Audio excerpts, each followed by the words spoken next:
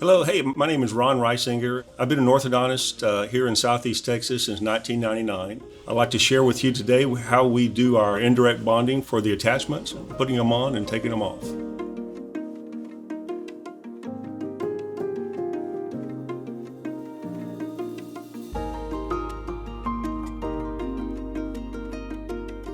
So our first step is Marissa will use a little wax block out to keep the composite from attaching to any undercuts in the tray. And it'll make it easier to remove the tray once everything's bonded.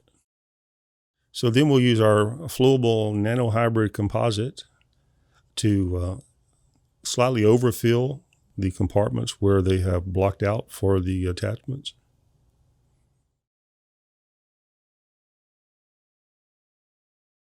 We'll go back and remove any that may have overflowed past the blockouts. The flowable nanohybrid, it flows right into it, so you don't have to pack it. She's going around it to make sure that we don't have any overspill that will turn into flash whenever we bond it. Also keeps it more cosmetic because the more flash you get, those are the areas that will stain. So after we have it filled, we like to cover it with either our tray paper or the attachment paper to keep light from prematurely curing the composite.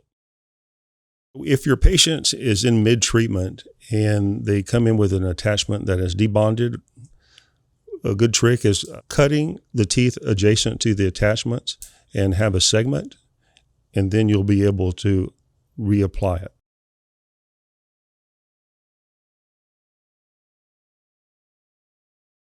So there are several ways to make sure that the patient's enamel is clean and free of any debris or pellicle. You can use a slow-speed pumice just to make sure there are no dirty spots on her teeth.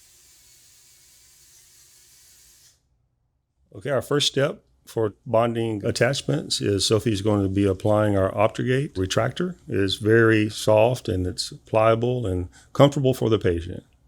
And now she's going to etch those teeth that will receive the attachments. Sophie will be careful in placing the etch only on the locations where the attachments will go. We don't want to etch the entire tooth, just the areas in which will receive the attachments.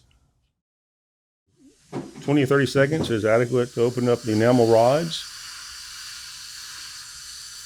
So we'll rinse that, get it totally clean. And then we'll dry it. And then Sophie's going to verify that it has a frosty appearance where she has etched the enamel. So now Sophie's going to be applying the adhesive to the etched enamel. You don't want it wet, you just want it a nice clear coat on the area.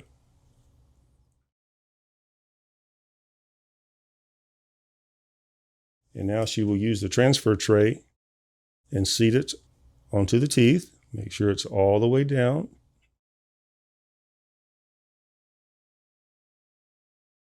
And then once there, she'll verify where the attachments are. And we like to hold the plastic down as we cure it. So curing, depending on the light you have, this wand only takes like 10 or 15 seconds to cure totally through the plastic and the composite. So our next step is Sophie is going to be using a scaler to peel the tray away from the teeth and to remove the transfer tray. And then she's going to verify the attachments that are bonded. And if she notices any flash, she will prepare a handpiece and come get me so I can polish any excess flash. After you've applied the attachments, good idea is to go back and make sure that neither the adhesive or the composite luted itself in the contacts. So you will go back and floss each contact where the attachments were placed. The way we remove attachments, we use a 12-fluted carbide polishing burr. And it will remove all the composite.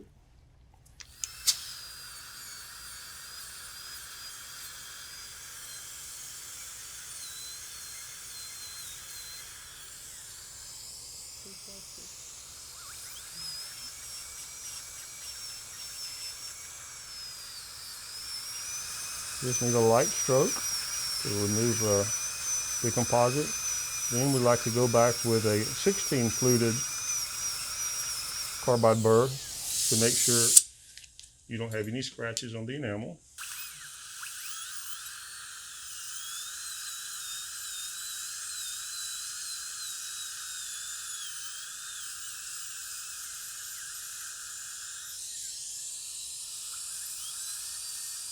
And this will restore the luster of the enamel and get it back to its original shine.